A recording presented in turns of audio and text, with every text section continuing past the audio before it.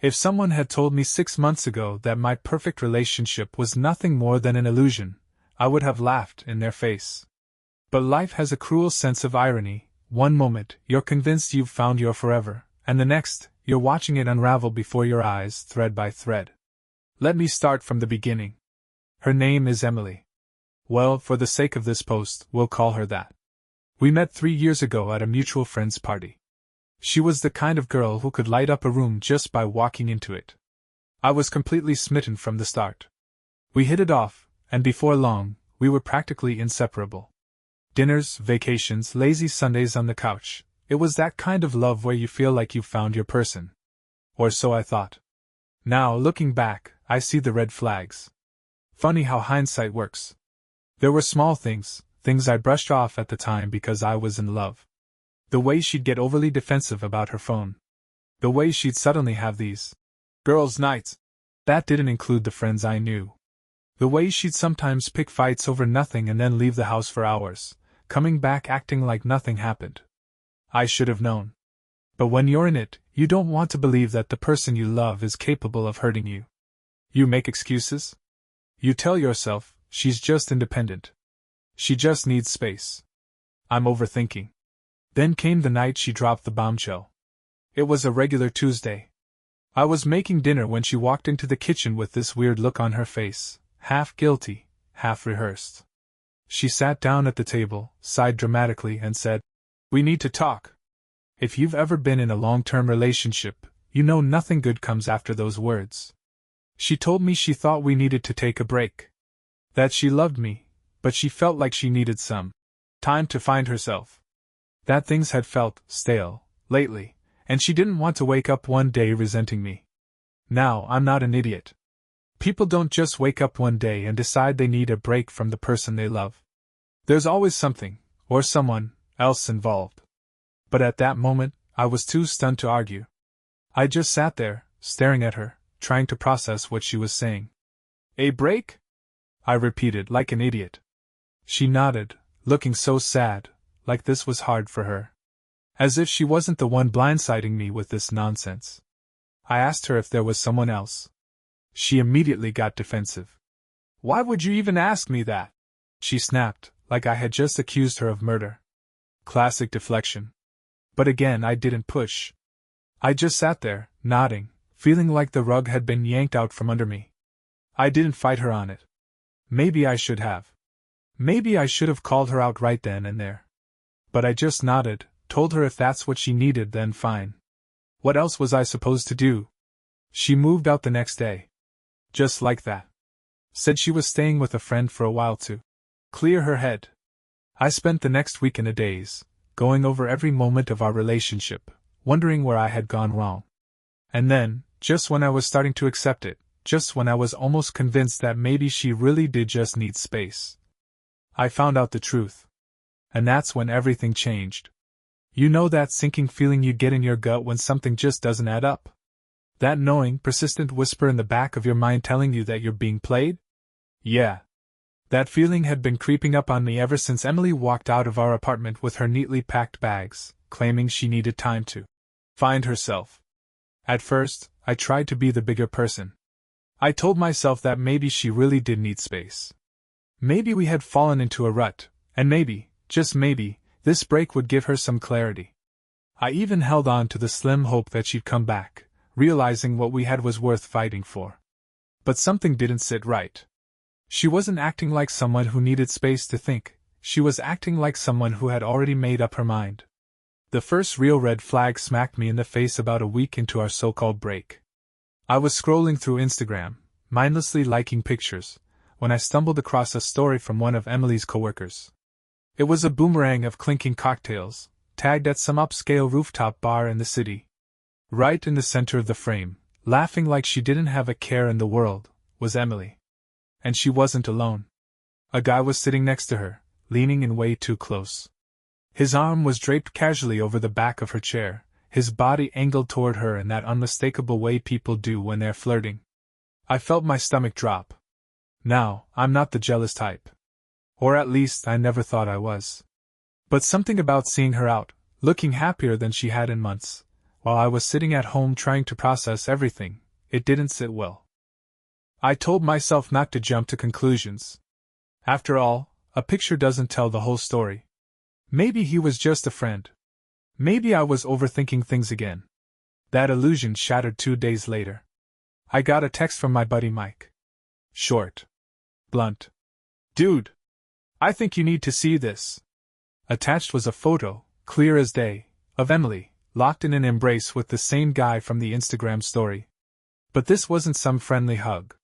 No, this was a full-on, passionate kiss outside a restaurant that we used to go to together. My heart started hammering against my ribs. I stared at the picture for what felt like an eternity, hoping, praying that I was misinterpreting it. But there was no room for doubt. Emily hadn't stepped away to reflect on our relationship. She had stepped away to trade up. Rage and heartbreak fought for dominance inside me. I wanted to scream. To confront her. To demand an explanation. But then, something strange happened. I didn't cry. I didn't even text her. Instead, a sense of eerie calm settled over me. A realization. She played me. And I wasn't about to sit around like a fool and let her get away with it. That's when an idea, an absolutely ridiculous, absurd, borderline petty idea, formed in my head. If Emily wanted to move on so easily, fine. But she wasn't the only one who could play this game. I pulled out my phone, scrolled through my contacts, and hovered over a familiar name. Sophie. Emily's younger sister. Now, before you judge me, let me explain. Sophie and I had always been friendly. She was the more laid-back, down-to-earth version of Emily, less high-maintenance, less dramatic. Over the years, we'd built a solid friendship. There had always been this unspoken understanding between us that nothing would ever happen because, well, I was with Emily. But that barrier? It didn't exist anymore. So, with a smirk forming on my face, I typed out a message. Hey, Sophie. Hope you're doing well. I was thinking, wanna grab dinner sometime? Just as friends, of course. I hit send before I could second-guess myself. A minute passed. Then 2. Just as I was about to regret everything, my phone buzzed. Sophie's response was short, but it carried a weight that sent a thrill through my chest. I'd love to. I won't lie, when Sophie agreed to dinner, I felt a rush of satisfaction that was almost intoxicating. Not just because I was getting back at Emily, but because, deep down, I had always liked Sophie. Not in a way that crossed any lines, but in that quiet, what if things were different kind of way. And now? Things were definitely different. We met at a cozy little restaurant downtown, nothing too fancy, nothing too casual. I was half expecting Sophie to cancel last minute. Maybe Emily had already gotten to her, warned her off. But no, she showed up right on time, looking effortlessly stunning in a way that Emily always tried too hard to be. From the moment she sat down, it was clear this wasn't just some awkward, pity dinner. She was smiling, laughing, making easy conversation. And the way she looked at me, it wasn't the look of someone who felt guilty for being there. It was the look of someone who had been waiting for an excuse to say yes. You know, she said at one point, swirling her wine glass with a smirk. I was wondering how long it would take you to text me. I nearly choked on my drink. Wait, what? She leaned forward slightly, resting her elbow on the table. Come on. Emily's been pulling her stunts for months now. You really think I didn't see this coming? I sat back, surprised. You knew? Sophie sighed, her expression shifting to something more serious. I had my suspicions. She's my sister, but that doesn't mean I agree with how she treats people. Especially you. She paused, studying my face. I take it you found out about her and Brandon? Ah. So that was his name. I nodded, my jaw clenching at the mention of him. Mike sent me a picture of them together. That's when I knew for sure. Sophie sighed again, shaking her head. I'm sorry. I really am. Here's the thing, when Emily walked away, I spent days agonizing over what I could have done differently, convinced that somehow, I was the problem. But sitting across from Sophie, watching the way she actually cared about what I was feeling, I realized something. Emily never deserved that kind of effort from me. The dinner stretched on longer than I expected. We talked about everything, our jobs, our childhoods, funny stories Emily would have never let me share because they weren't Instagram worthy. For the first time in weeks, I wasn't obsessing over what went wrong. I was just enjoying the moment. By the time we left, I could tell we were both thinking the same thing. This didn't feel like a casual dinner anymore. And that's when fate decided to have a little fun with us. As we stepped outside, laughing about some ridiculous inside joke we'd created over the meal, a familiar voice cut through the night air. "You've got to be kidding me." I turned, and there she was. Emily. Standing just a few feet away, her face twisted in a mix of shock and fury. Next to her? Brandon. Well. Things were about to get interesting. The second Emily spotted me with Sophie, I could see the gears turning in her head. Her eyes went from wide with disbelief to narrowed with something darker, something I couldn't quite place. She looked at Sophie, then back at me, then back at Sophie again, as if trying to figure out how the two of us could possibly be connected in this moment.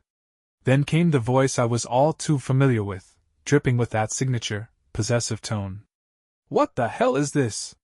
Sophie didn't flinch. She just smiled cool as ever, but I could tell there was tension underneath. "We're just having dinner, Emily. What does it look like?" Emily's gaze snapped to me, her face flushed with a mix of anger and something else I couldn't quite read. "I thought you needed space. I thought you were supposed to be thinking things through. You know, taking some time to figure out your life?" Her words dripped with sarcasm, and there was that familiar defensiveness again. The thing was, I wasn't mad at her. I was honestly more amused than anything. I could feel a twisted sense of satisfaction bubbling up, knowing I was the one holding all the cards for once. "Yeah," I said calmly. "I am thinking things through. And I'm realizing that maybe I deserve more than what you've been giving me." Her face hardened, and her lips pressed into a thin line. "What are you talking about?" Before I could respond, Brandon, who had been standing silently behind Emily, finally decided to speak up. "You know, Emily, I think it's a little late for you to be playing the why are you with my sister game." Sophie's eyes flashed with irritation. "Don't talk about me like I'm some kind of afterthought, Brandon. If you're going to say something, at least have the decency to look me in the eye." I couldn't help but chuckle. This was a side of Sophie I hadn't seen before, and it was oddly satisfying. She wasn't backing down. But Emily wasn't done yet. This is a game to you, isn't it?" she spat. "You think you can just move on and do this to me?" I could see the anger boiling over in her eyes, but strangely, I didn't feel any guilt. The only thing I felt was a sense of clarity. Emily had taken the break to do what she wanted, and I was no longer going to sit around pretending everything was fine. "No, Emily," I said, my voice steady but firm. "I'm not playing a game. I'm just done letting you walk all over me. You've made your choices, and I'm making mine." Brandon stepped forward then, a smug grin on his face.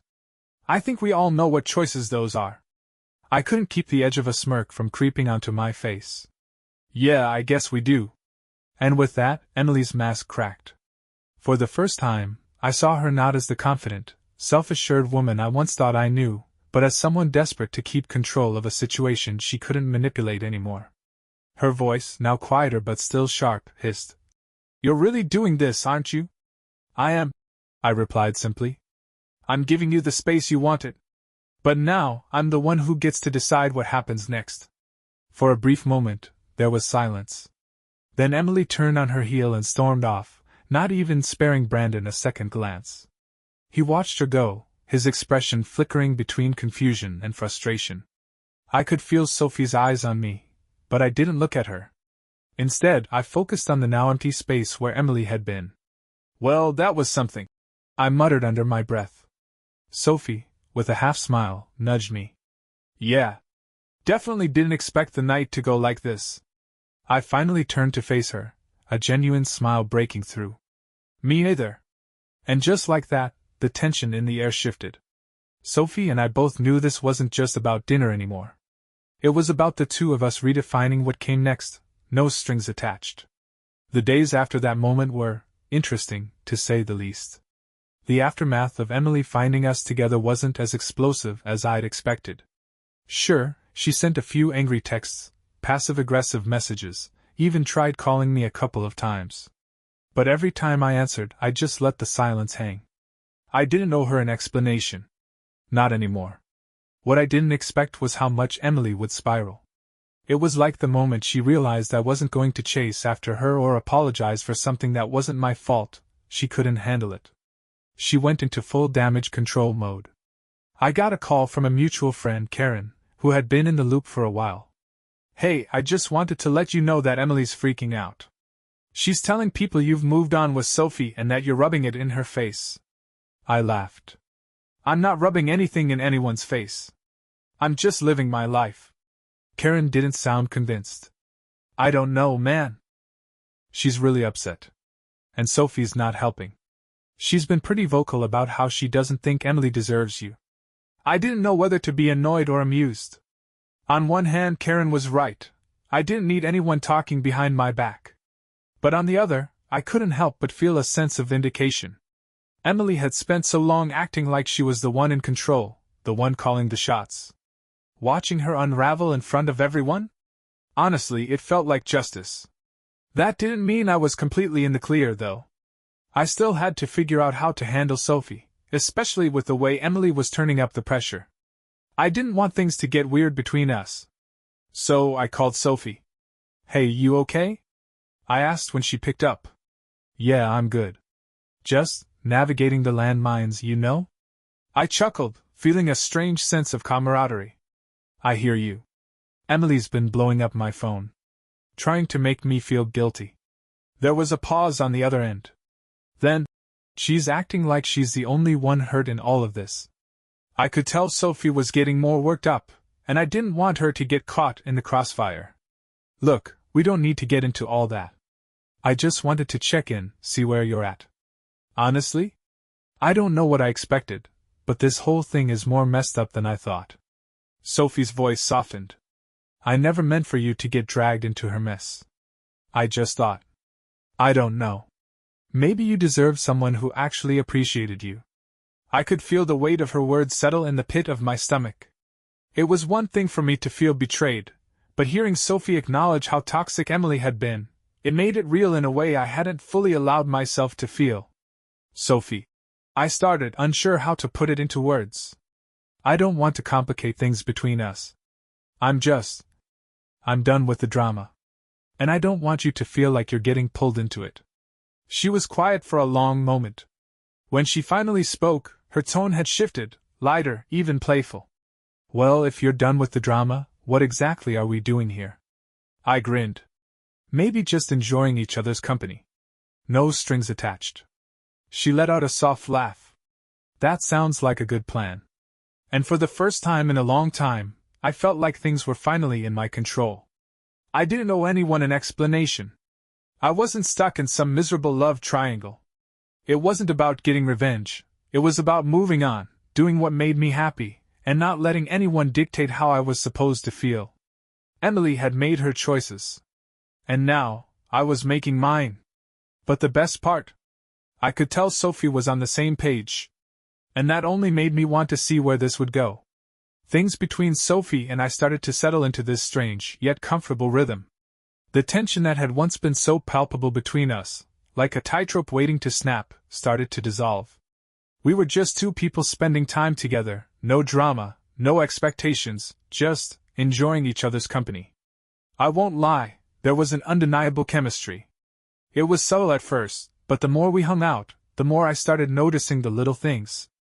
The way she smiled when I cracked a joke, the way she'd get this glint in her eye when she wanted to challenge me, the way she listened when I talked about things that were bothering me. It was the kind of attention I hadn't realized I'd been craving until I experienced it with her. And the more I thought about it, the more I couldn't ignore the fact that Sophie was, well, different. In every way that mattered. She didn't need me to bend over backward to prove my worth. She didn't play games. She was straightforward, grounded, and surprisingly patient with me. But it wasn't just that. It was the way she made me feel. Like I was actually seen, not just a boyfriend, not just the guy who was taking a break, but the guy who mattered in his own right. As the days passed, the questions from Emily began to shift. At first, they were all about guilt trips, manipulative little jabs, and passive-aggressive comments about how She never thought I'd move on so fast. But it wasn't long before those started to fade into something else. Emily's messages became more desperate. I didn't think you were like this. What are you trying to prove? You're really going to throw everything we had away? For her? But every time I read one of her texts, I found myself caring less and less. She'd had her chance. She'd taken the break, she'd made her decision. I wasn't about to let her pull me back into that same cycle of doubt and guilt. That's when I noticed the real shift in Emily's behavior. She wasn't just pissed anymore, she was scared. And I could tell. One night, I was at Sophie's apartment, and we were sitting on the couch, just talking about random stuff, when my phone buzzed. It was an unknown number, and for a second, I thought it might be one of the usual harassing texts from Emily. But when I checked it, my stomach dropped. Come home. We need to talk. I'm not playing these games anymore. It was Emily. And there was no mistaking the tone. She was done with the games, but not in the way I thought. This wasn't a plea for reconciliation. This was a demand. I looked at Sophie, unsure of how to respond. Her face didn't show any sign of worry or fear. Instead, she seemed more calm, as if she already knew what I was thinking. You don't have to go, she said softly. She made her bed. Let her lie in it. Her words hit me harder than I expected. For the first time, I realized just how much Sophie had been there for me, not in some rescue me from my toxic ex way, but in a way that actually mattered. She didn't want to force me into anything. She just wanted me to make my own decision. I'm done, Sophie, I said, my voice firm. I'm done with all of it. She smiled, and for the first time, I saw a different side of her.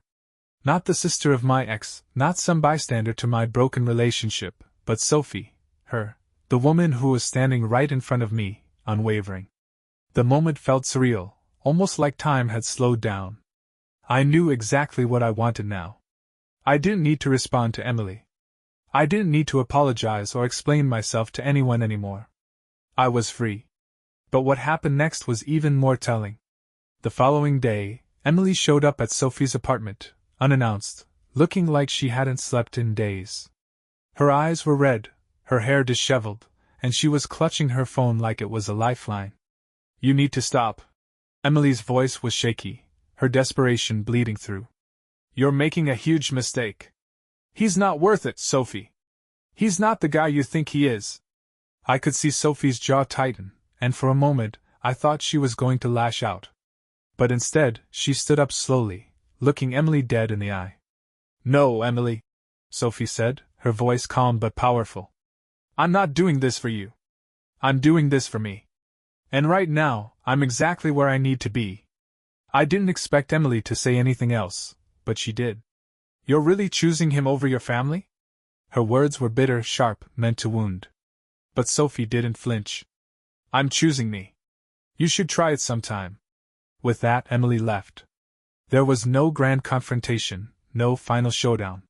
She just walked out, and that was it. For the first time in months, I felt at peace. Sophie turned to me, a small smile on her lips. Well, that was interesting. I laughed softly, the weight of everything lifting off my shoulders. Yeah, no kidding. And that was it. No more questions. No more doubts. I was finally free of the chaos. I didn't know where things would go with Sophie, but I wasn't worried about the future. I was just glad to be out of the mess that Emily had created. In the end, I realized something important. Sometimes, the best revenge isn't about getting back at someone. It's about taking control of your own life. It's about finding peace in the chaos, and moving on when everyone expects you to stay stuck. And with Sophie by my side, I was ready to do exactly that. In the weeks that followed Emily's meltdown, something strange happened. Life moved on. I know that sounds obvious, but for the longest time, I thought I'd be stuck in the wreckage of our relationship, picking up the pieces, analyzing every moment, wondering where I went wrong. But the truth? I didn't go wrong. Emily made her choices, and I finally stopped letting them define me. She still tried to get in my head, though. Every few days, I'd get another, random, text from her. Some were laced with bitterness, little jabs meant to cut deep. I see you're still pretending this isn't a rebound. Have fun with my leftovers. Others were downright pathetic. Do you ever think about what we had? Do you miss me at all? But the one that really sealed the deal for me? I made a mistake. I read that one a few times before shaking my head and deleting it. Because at that point, it didn't matter. Nothing she said could change what had happened. Nothing she did could undo the way she had treated me. She didn't miss me. She missed having control over me. And I wasn't that guy anymore. Meanwhile, things with Sophie had taken a turn I hadn't expected. What started as a spontaneous, maybe a little petty decision had turned into something real. Sophie wasn't just some casual distraction from my past. She was something entirely new, entirely different. And I liked where things were going. One night, we were sitting on my couch, a half-empty pizza box between us, just talking. About life, about family, about nothing in particular. She leaned back, studying me with this amused expression. You know, she said, if someone had told me a year ago that I'd end up here, I would have laughed in their face. I smirked. Oh yeah? And why's that? She shrugged. Because Emily always made you seem like, I don't know. Like you were this guy who was just there. Like she was doing you a favor by being with you. I exhaled sharply, shaking my head. Well, that's nice to hear. No, I mean. She reached out, grabbing my hand, her touch warm, steady. She was wrong. About you. About everything. Something about the way she said it made my chest tighten, not in a bad way, but in that way you feel when someone sees you for the first time. I squeezed her hand lightly. Glad you figured that out. She grinned. Took me long enough. And that was it. No dramatic declarations, no over-the-top confessions. Just two people who had found something unexpectedly good in the middle of something messy. I wasn't naive. I knew there would always be whispers about us, that some people would never understand how things played out. But honestly, I didn't care. For the first time in a long time, I wasn't looking over my shoulder. I wasn't waiting for the other shoe to drop. I was just happy. And if Emily couldn't handle that? That was her problem, not mine.